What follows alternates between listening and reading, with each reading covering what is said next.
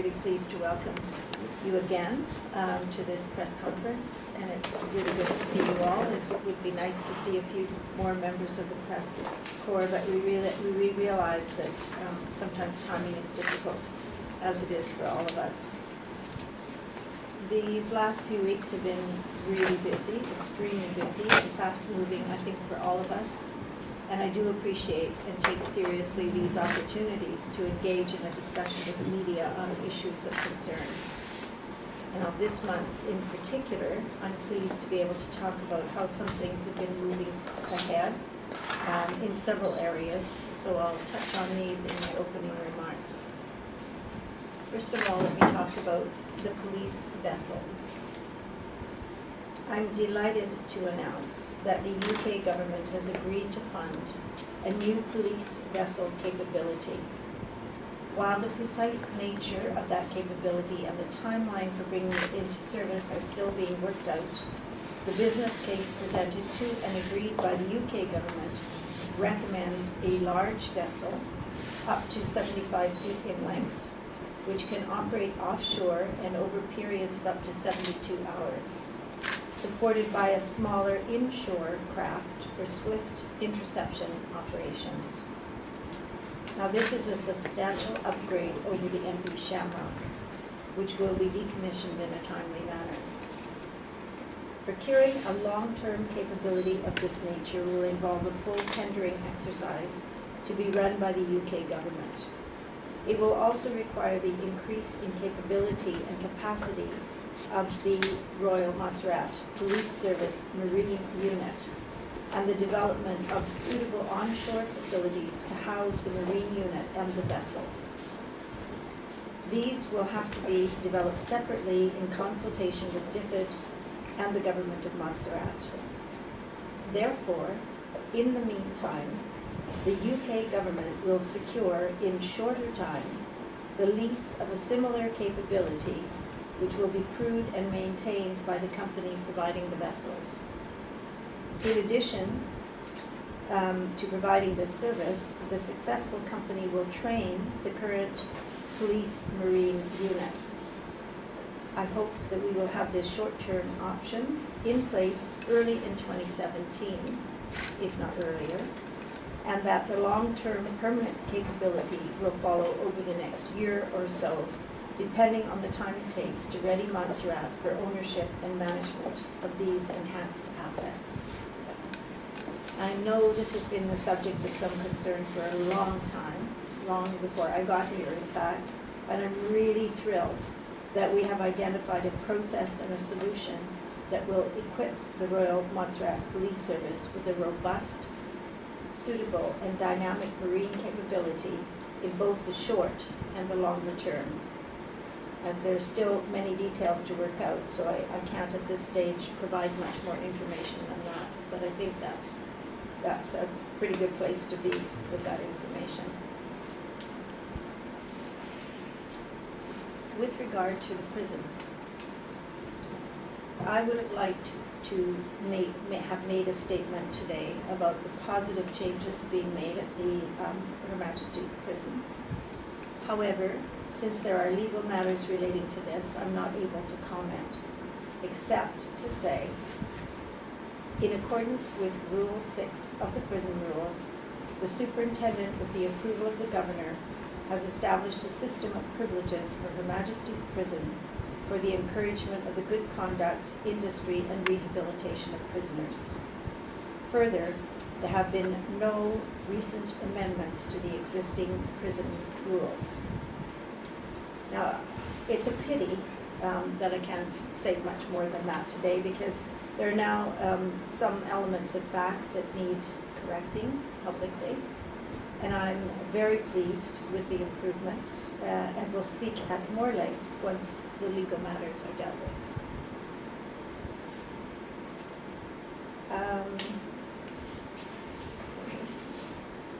Let me speak a little bit about public service transformation, because that's a topic that we have quite often here. In many of the conversations, we've had many conversations around this table about the need for changes in the way that the public service operates, especially related to HR, human resources, which in my mind is the people part, that it's really the heartbeat of the service. So I'm very pleased to announce that Cabinet has established a subcommittee chaired by myself and the Honourable Minister Ryan that will head up an HR transformation program. It will be named Empowering Excellence. Minister Ryan and I have already begun the groundwork to put in place two key mechanisms: a public service task force and a public advisory committee that will ensure input for both the private sector and the public service. We intend to adopt transparent communication on progress through the implementation of this exercise. Minister Ryan and I will make a further and more detailed announcement once these entities are established and have provided their input into how the work will go forward. Now, on the Deputy Governor. I know many of you have been waiting to know the outcome of the recruitment process for a Deputy Governor, which was begun several months ago. I regret to say that the process, and it was an excellent and thorough process, and I want to thank the brilliant and diligent members of the selection board, reached a unanimous conclusion that did not result in the selection of any of the assessed candidates for the substantive position of Deputy Governor. So I have decided to appoint a person to act in the medium term in the role of acting Deputy Governor.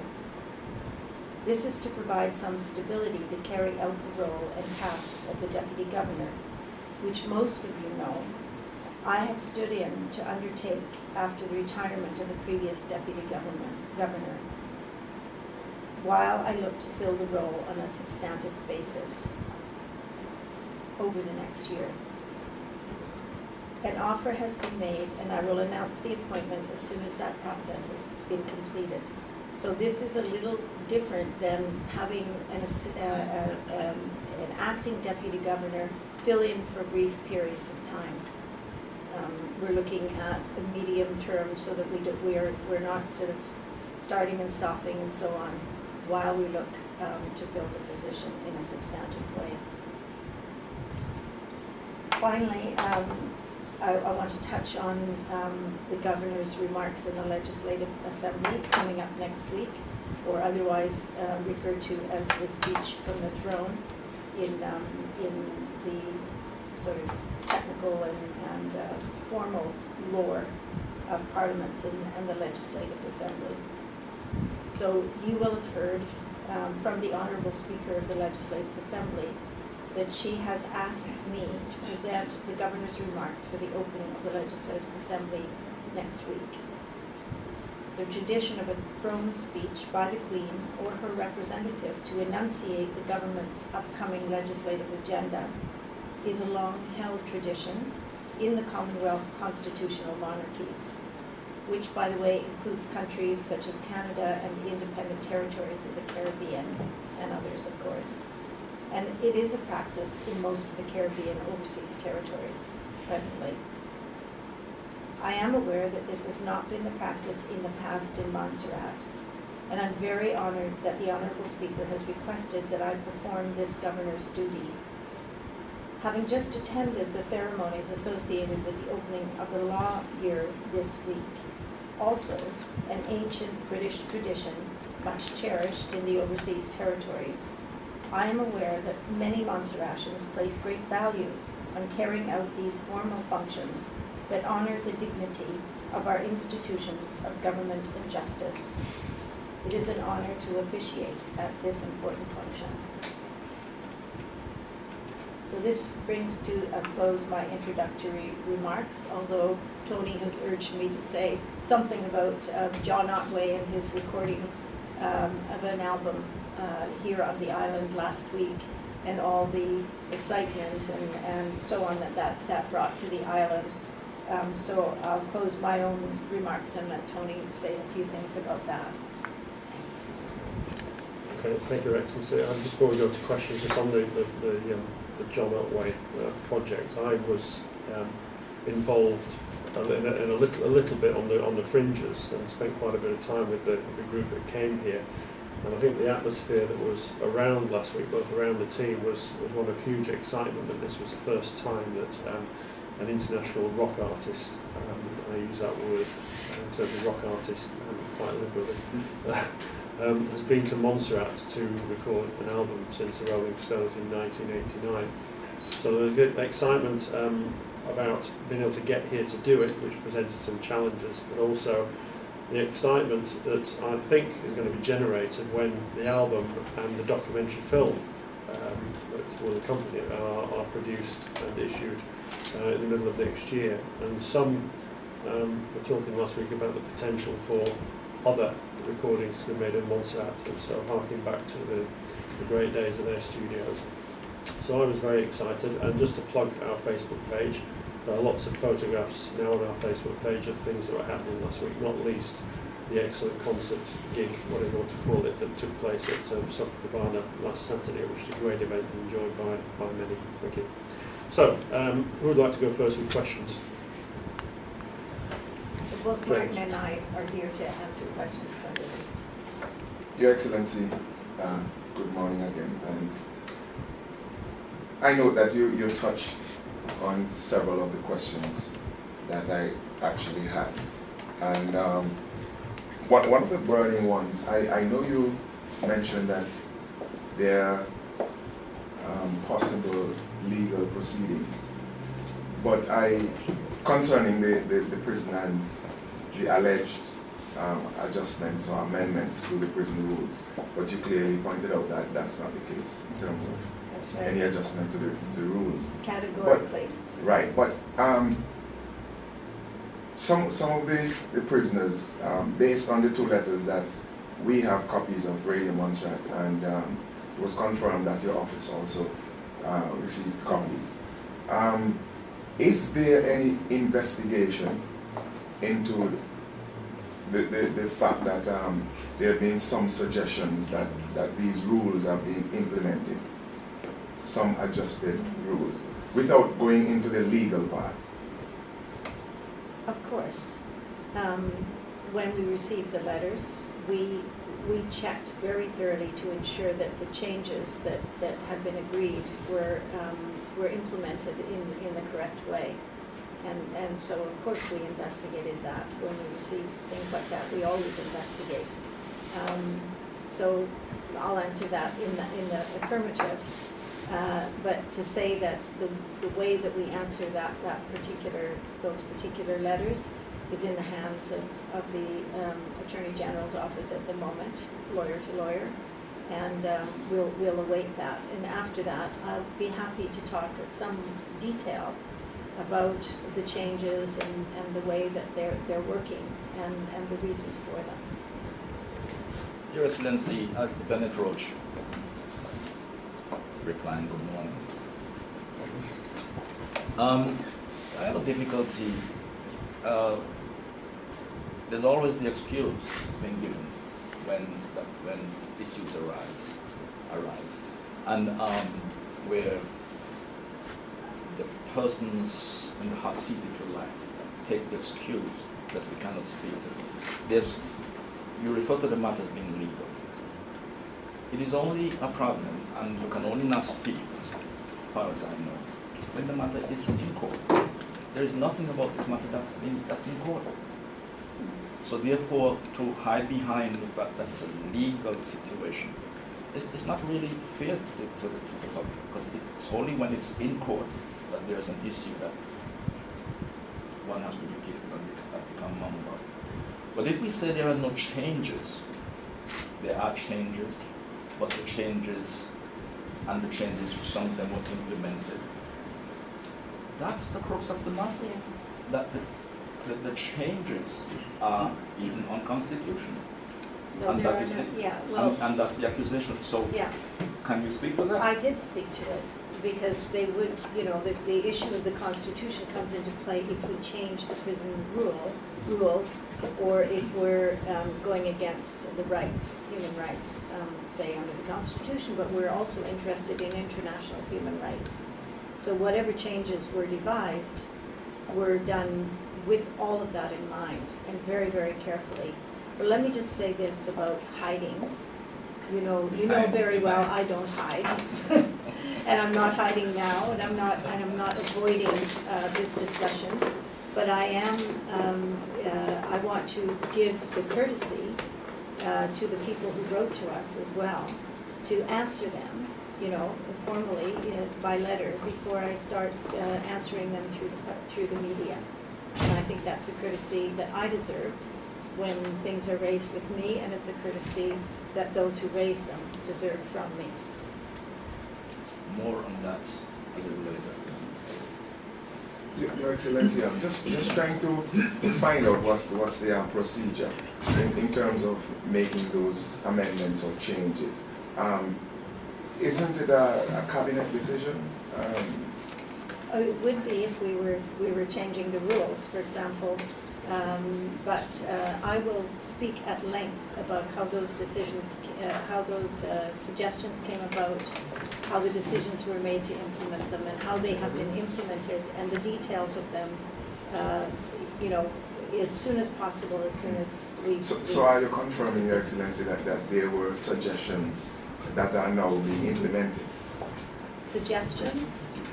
I'm just asking Yes. that you said Yeah. suggestions. There were So- recommendations from a thorough investigation and report by Her Majesty's Prisons Special Advisor, who reports to the FCO. That's his job. He's an expert on prisons, and he works for the overseas territories. And there were recommendations made some time ago that we are now implementing, a number of them. So while there are no changes to the prison rules, Yeah. there have been certain recommendations that are being implemented or have been implemented. That is what you're saying. Yes. So we're a little confused, but we'll take it a little Yeah. another time. You will be unconfused when I feel I have the liberty to speak at length about these things. Yeah, fair enough. Okay. I noticed you began by saying that there were positive changes. Positive, I think now we should be calling it recommendations. Well, there are positive changes based on a number of expert recommendations. Yeah.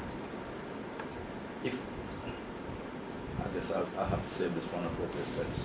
I was going to say if I were to make a comment, a positive, but from whose perspective?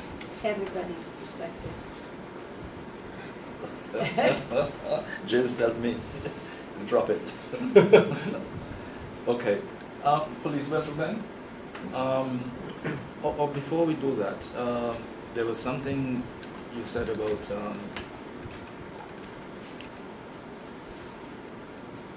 which I thought about the. Oh yes, in your talk about the police vessel. You said in the meantime something to do about something. I didn't quite get what that Okay. was. So I described the capability, 75 foot, what I called mothership, and a smaller, what was it, up to 35 foot inshore vessel. I call it the baby ship, but I don't know if that's a technical term. So that's the capability that we're looking at being provided in the short term. But it will not be procured in the sense that it won't be owned yet by us because the procurement process takes some time. So in the meantime, this is a lease. I think we'd say it's a leased boat with a crew, with an expert crew. This is something that is provided internationally.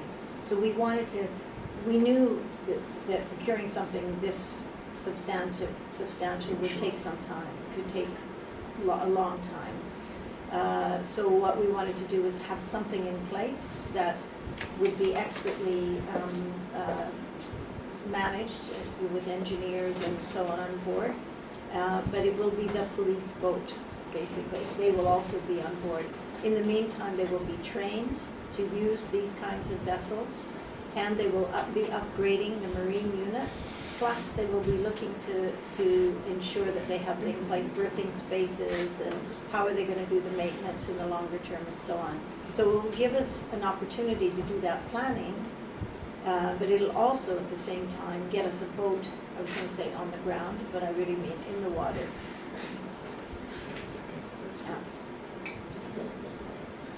Okay, so much on that. You talked about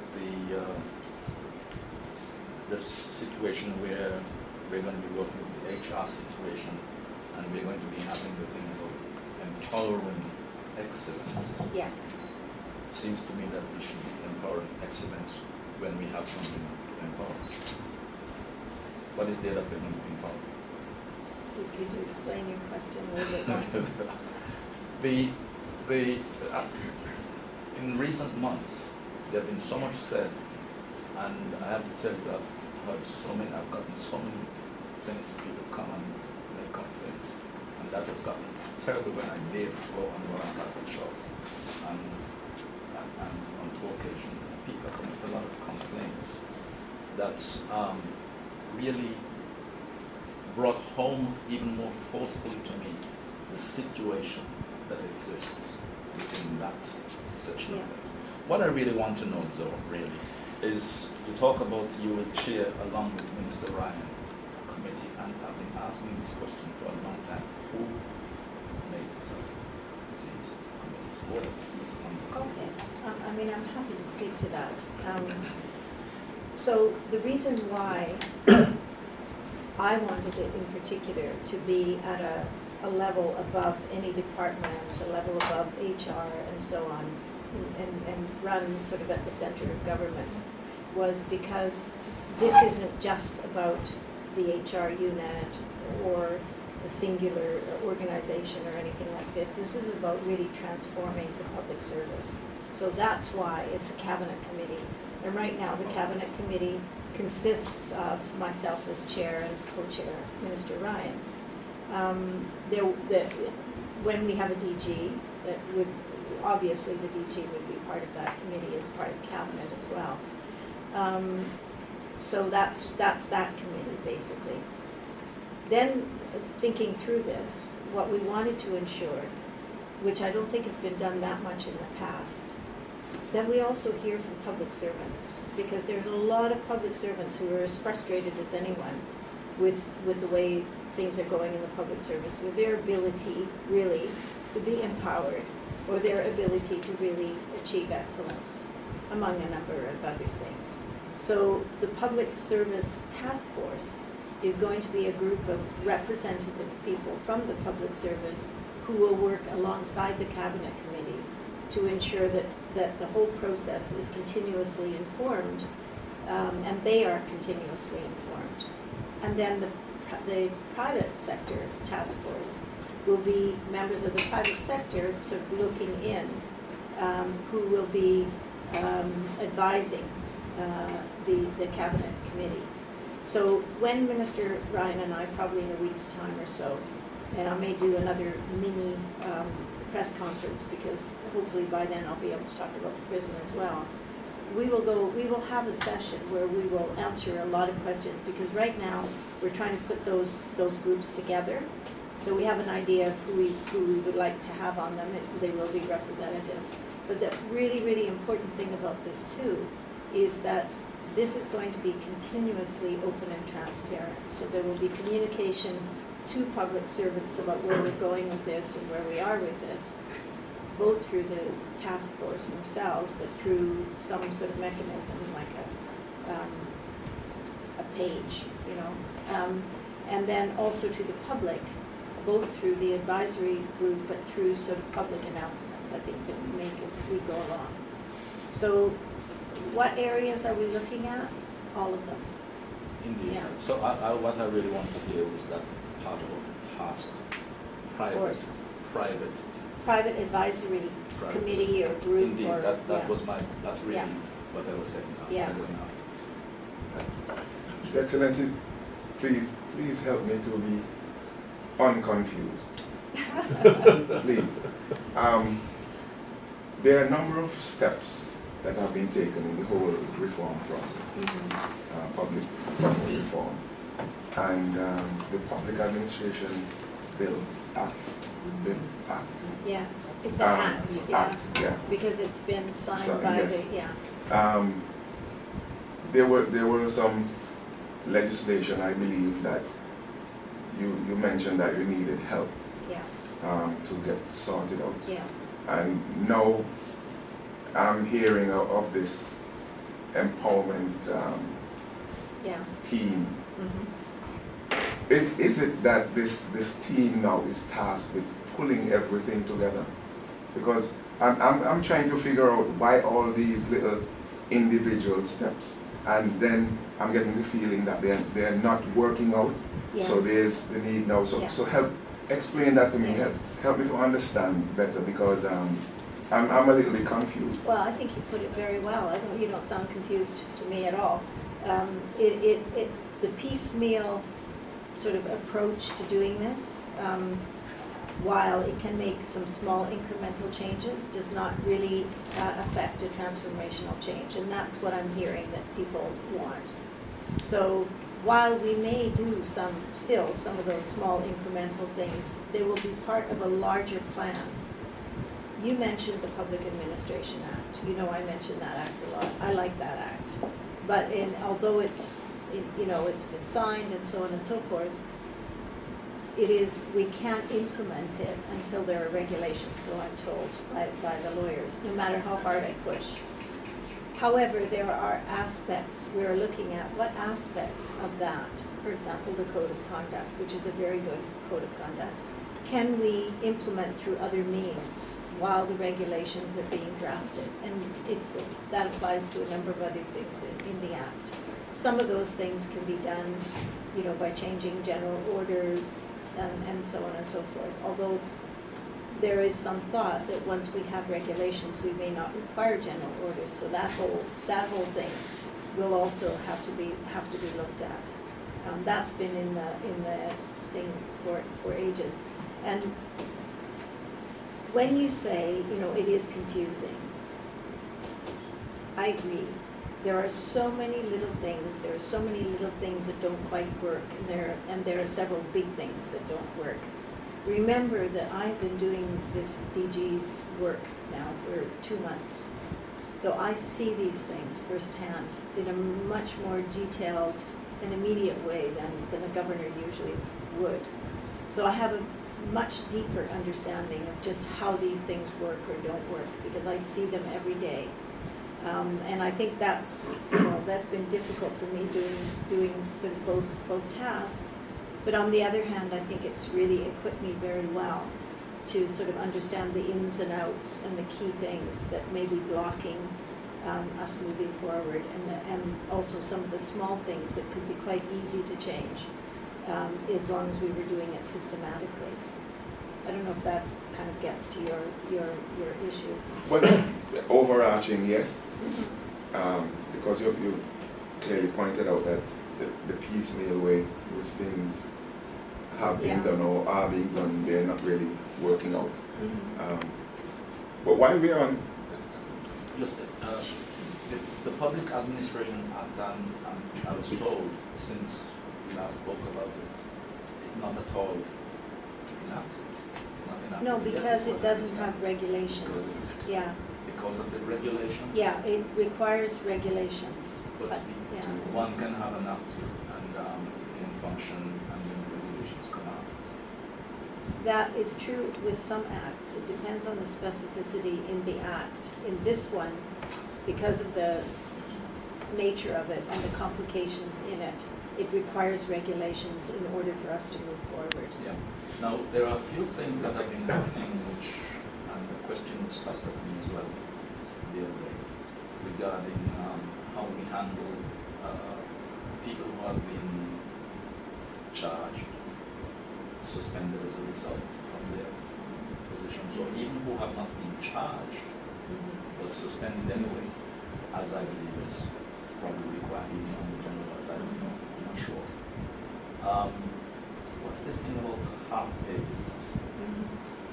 That's part of the the policy, the present policy, basically. Is it really? Yeah, yes, it is. Policy or practice. What you see, brings Yeah. me to this.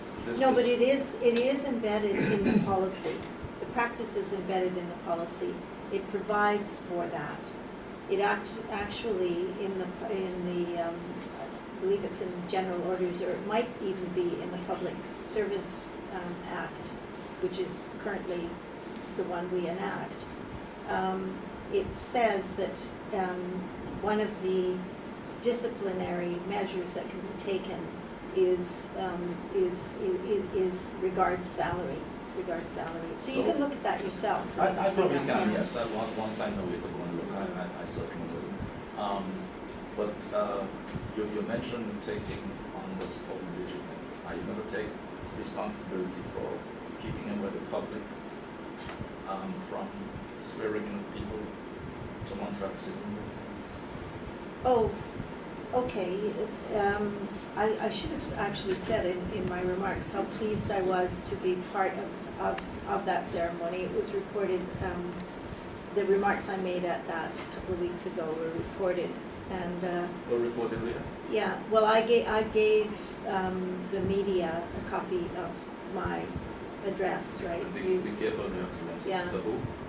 Who did it go to? It went to ZJB because you asked for it, right? Yeah. But I anyway, just wanted to Yeah. catch that phrase. it was in the response. media. It was in response to a request. Anyway, let me get to the topic at hand, which is just how pleased I was to be able to officiate at that and welcome the people who now have received their British Overseas Territory citizenship. There will be another such event, and there will be more of them because there was a backlog and people are now getting through the system, and it's quite substantial, I have to say. And I'm really, really happy to see, which when I look at these, because I have to approve them, some of them are quite uncomplicated. But the granting the citizenship ceremony for British citizens or any other citizens is not necessarily a public event. It is a private event. The fact that we have a lot of people all together, so we've had it in a public space, doesn't mean to say that everybody is comfortable with the general public or the media being there while they're receiving their citizenship. So I have to respect that. While media needs to be aware of this, they don't necessarily need to be there. And that's my understanding from the legal advice that we have, that it is not the actual awarding of the citizenship certificate is a private matter. And so if people want to make it public, they can, but some people have indicated that they're not comfortable with that. So that, I think we have to respect that. Yeah. It is their right. Your Excellency, Yeah. Rights have responsibilities. Yes, and what is that responsibility? That responsibility is that it is certainly my right as well as a citizen to know that ABC has now joined me. Are you sure? That's Oh, your right? I'm absolutely right. It's a right to the public. It's my right to know that. And so it's something that perhaps, see this thing with legal advice, we should always try and check both sides of Yes, the advice yeah. before we have to take action on it. because Well, I it could take be so well your charged. advice on that, yeah, and I will revisit it, but that's what I'm advised at this point. Excellency, just note that I'm in this kind of mood. You mentioned that confused, frustrated, these kinds of things because I'm really not getting clarity on a number of things. One of the things I think Bennett touched on it about this whole issue of disciplining public servants and so on. And you mentioned that there is a provision in the policy to which speaks to salary and halvening and so on, as the case may be. But if somebody is not tried and and proven guilty, how can you go ahead and take that step to halve that person's salary Yeah, and punishing that person twice? we don't do that, okay? So this whole half salary. let me just say that what happens when there is, say, an investigation or an allegation or somebody is arrested, is they are they go on compulsory leave with full pay. Okay. Okay, that's what happens, and that's what we do. If they are convicted and they are a public servant, then they move forward into the disciplinary process, which has to determine what disciplinary action will be taken. Yeah, okay, so we need to make a distinction between those things. Yeah, so you, and I have to say that compulsory leave with pay is not a disciplinary action, okay? It is not, with pay, is not a disciplinary action. With pay, full pay, half pay. I'm talking about full pay. Yeah, is not a disciplinary action. Certainly not. It is, no, it is not. So when those things happen, there is no,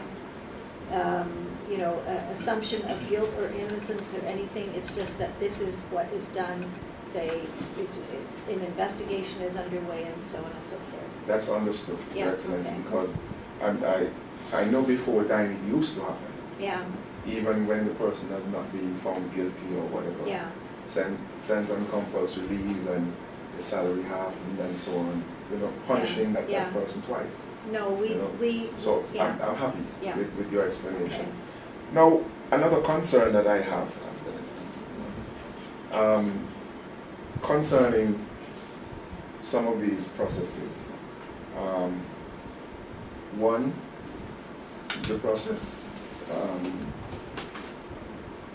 procurement process is one, for instance, and the process to select the deputy governor. Mhm. And I'm just thinking, way back when the whole idea was to put mechanisms in place to ensure that these processes work better. But what I'm seeing here from the procurement and this process selecting Mhm. the deputy governor, there are frustrations, and I'm wondering why we are arriving at these stalemates, and we are saying that we are moving on to better things. Can you just explain why we are at these? You mean in position? general? Generally, terms? yes. Well, and this isn't in reference to the DG, No, generally, the because DG. we've been having these Yeah, okay. issues. So let me just talk about recruitment, because I think that's what you're talking about on the HR side. There are lots of checks and balances in the recruitment process, and some of them, and I've had this discussion with people all through the system, including the Public Service Commission, that probably aren't necessary, There's a lot of back and forthing that goes on, of selection of this, and then it goes to this committee, and then it goes back, and then it goes through HR, and so on and so forth. That are procedures that we practiced a long time. Some of them are in the general orders, and so on. That do take a lot of time because people are not there, and maybe the information doesn't come as fully, and so on. So one of the things that this review will be looking at very closely is the whole thing about recruitment. We've already started that. You'll remember me talking about this sort of 90-day thing, where we have actually managed in some key appointments to bring it way, way down from what it was before. And one of them, I believe it was the CMO appointment, was done in 74 days, which is really, really good, considering it was done with this system. But we will change it in consultation with all of the parties so that it is more efficient and more effective. And that there is, and I think I've said this publicly before, and that's something to consider, is that not every appointment needs to go to the Public Service Commission. Right now they do, because unless the Public Service Commission under the Act delegates that responsibility somewhere else, they do have that responsibility. So some of them are really don't need to go that route, and we will be talking to the Public Service Commission about how to make that easier. So it'll lighten the load of the Public Service Commission, and it will be a lot less kind of circular stuff going on, fewer steps for some of this, which means the delegation of some HR responsibilities that's already happening in some departments has been there for some time, to departmental, delegating some of the HR functions departmentally. So that's one of the ways of doing that. There's a whole lot of other steps along the way, but we can change them, and we will change them. So we will make recruitment shorter. We're already doing that, but we'll make it more efficient as well. Your Excellency, a lot of things stick. I remember you saying that the selection team for the deputy governor post, they did a great job. They did. And so I'm trying to figure out, if there was such a great job, why were we unable to have someone in place? Well, you answer that question for me. I can't. That you can do a very, very thorough job. It's a very difficult decisions. The delay in getting someone in place is subsequent decisions and dealing with individuals and having to go through, in some cases, negotiation and so on. So that's also what takes a long time in the recruitment process. But sometimes, a decision is made, a deliberation is made, and you can't fault the board if they applied the standards that they were required to apply in terms of competencies and so on. So it was very rigorous in that sense. So you can't fault the board that they applied what they were supposed to apply to the process. Okay, fine. We're not faulting the board. You mentioned a word just now. It caused me to think. Negotiation. Mm-hmm. So that this is outside of the process of the board. Yes, this is dealing once an with- offer so, has been made. So what I'm getting is that it was at that stage that everything broke down. At the negotiation stage. Nothing is broken down. Nothing is So broken down. there leads to my confusion again. But anyhow, better carry. Well, on that digi thing, so you said that, so there has been a selection and the negotiation is ongoing? Is that No, what you I said? said there has not been a selection for a deputy governor. Right. However, I have decided to appoint an acting deputy governor. Okay, so I'm in the process of appointing an acting deputy governor. So you see what, then I don't understand. James asked, I don't know why did we talk about negotiation? Where did that come? There's It was always, mentioned. there's always a negotiation when you appoint someone to a position. When they Oh, start, so we are negotiating with an acting deputy governor? that's Oh, correct. that's we, Yeah. okay, fine. So I Yeah. thought that was, I think when James asked about the breakdown, Yeah. that was part of the problem in selecting in the first instance. That matter is out the door. No. That matter is out the door. Yeah. So we are now talking about negotiating. Because my next question was going to be, earlier, It's going was, no, It's going to be now. prior to now, was who is this person that has the selection been made? So as I said, as soon as this part is finished, I will make an announcement to that regard. So let me just point out too, because there will be people who are thinking we're going to the Constitution and looking at, what does it say about a deputy governor? What does it say about an acting deputy governor?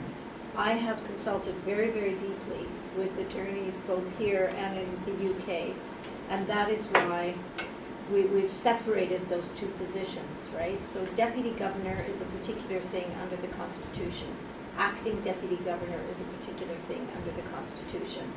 So we have to work around that in order to achieve the practical goal of having somebody in place, even though we weren't able to select a deputy governor from the recruitment that we did, who can act as deputy governor, as an acting deputy governor, for a length of time that will allow some stability to the position so that we can then move to appoint a substantive deputy governor for a longer term.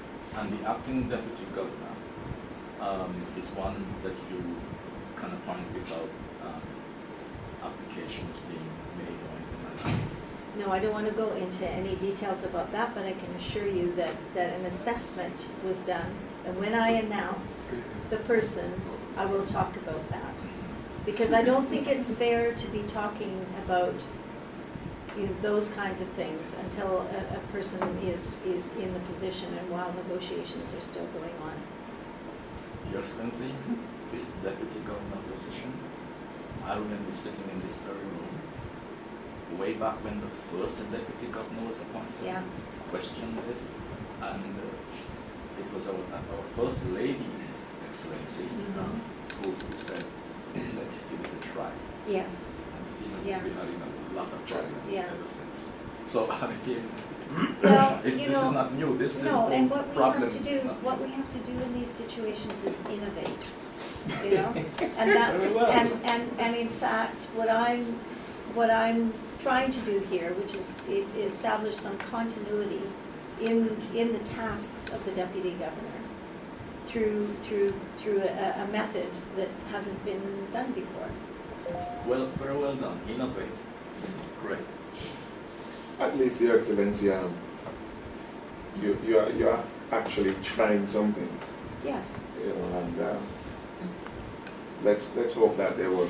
yes, Let's hope that they work. and for me, it's more than hope. I'm going to make Well- sure they do. I live by hope. Yeah.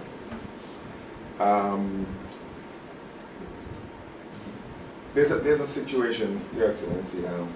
I believe that you've heard of it or you know of it. Concerning workers at the airport. There's a situation. I think I'm not understanding it fully, but it has to do with some workers who have had previous convictions, Yes. and they are not allowed security passes Yes. to enter Yes. certain places. So, what is the situation, and how are we dealing with it? I have to say, I think it was dealt with really, really well.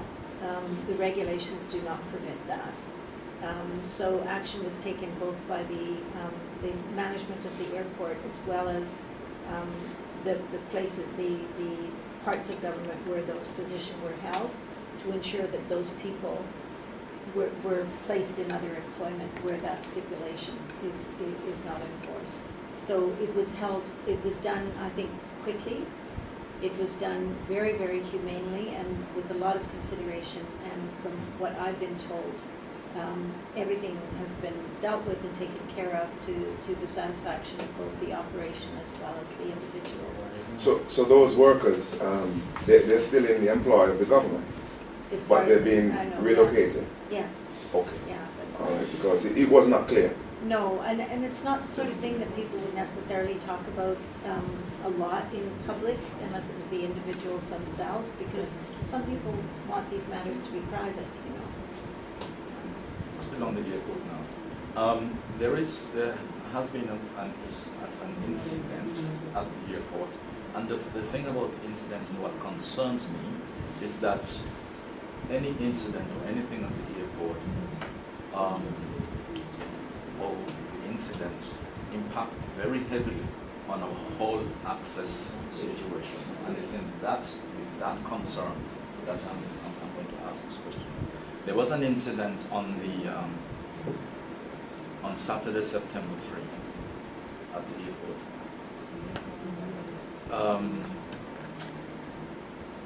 First of all, was anything filed? Was any report filed, and was there any investigation? And is that what should normally happen? I think I know what incident you're referring to. And I have just recently heard about it. I've heard one version of what happened, and I have now sought a full report and information from the two. Remember, the border services is a combined with the customs and the police, so I've sought a full report. So at this point, yes, when things like that happen and I hear about them, I do request an investigation and a report. I'm surprised you talk about hearing about it. Yes. What I'm trying to find out really isn't that a normal thing that Yes. whenever there is anything Yeah. that immediately I would have something thought transpires, that this would have been reported to me, but it wasn't officially Oh, reported to that's, me. I hope so. Anyway. We'll see. Well, I'm glad to hear it. So we will get a report on that. I will definitely request a full report, yeah. Yes, thank you very much. Yes. Martin is seems to be forgotten link. Yeah.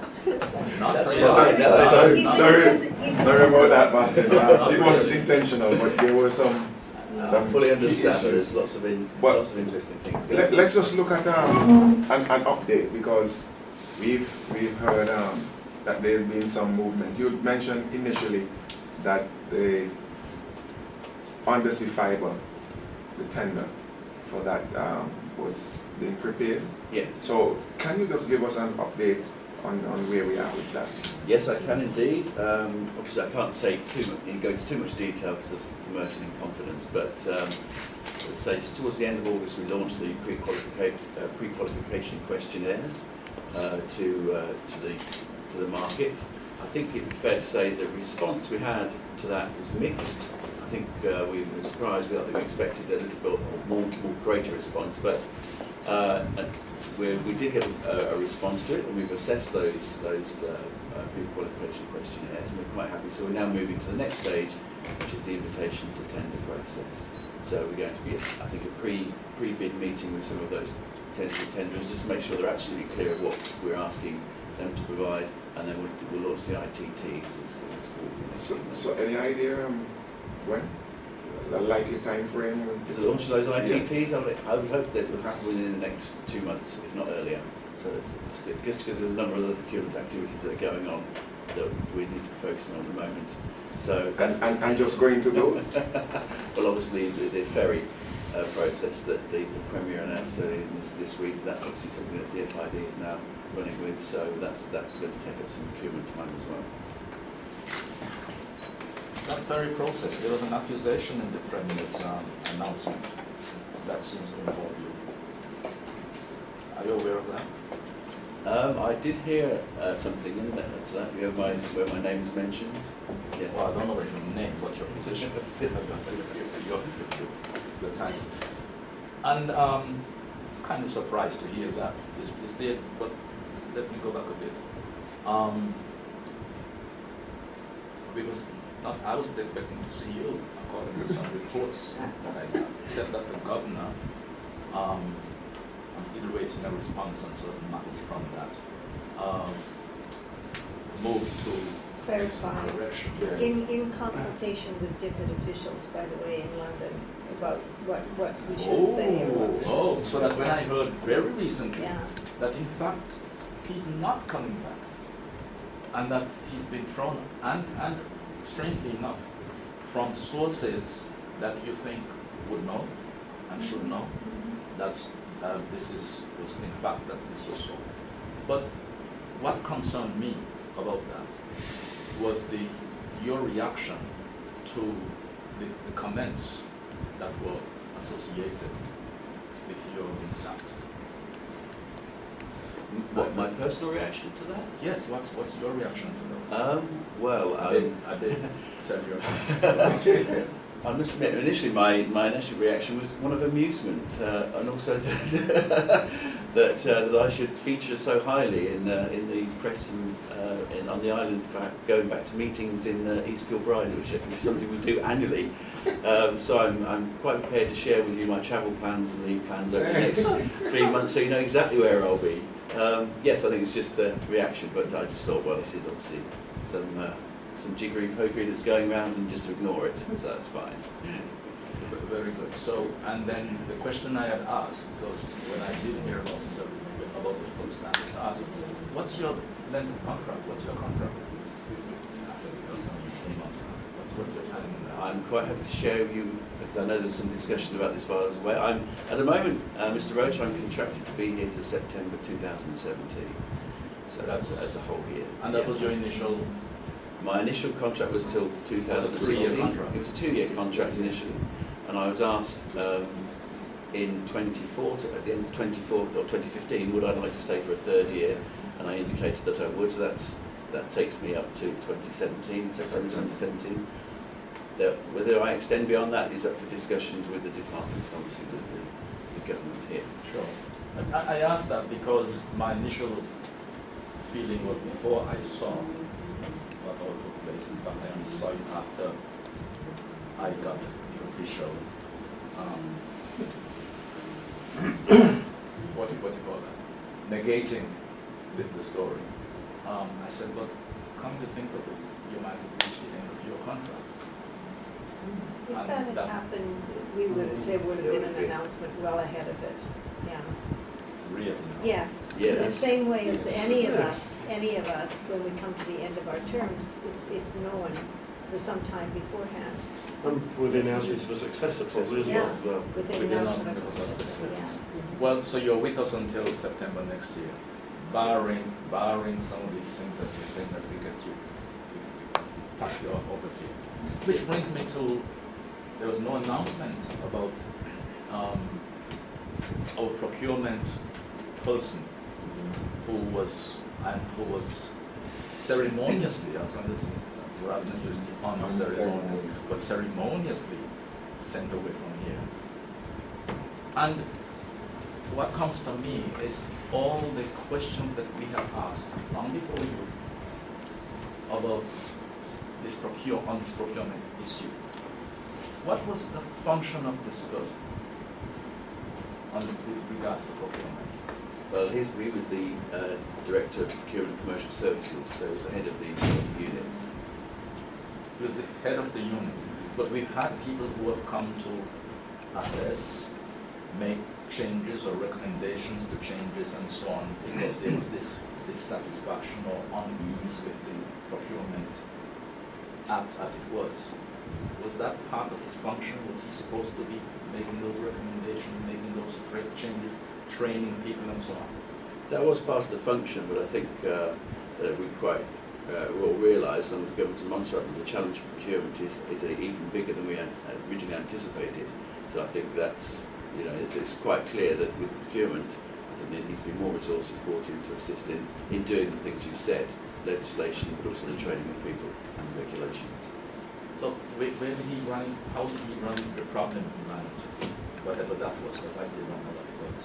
I think it's just the scale of the activity, and obviously, so I think you probably need to put these questions to the government of Montserrat. Yeah, you should be asking the government of Montserrat because you reported into the financial secretary. Martin, I understand you're saying that you could ask the government of Montserrat.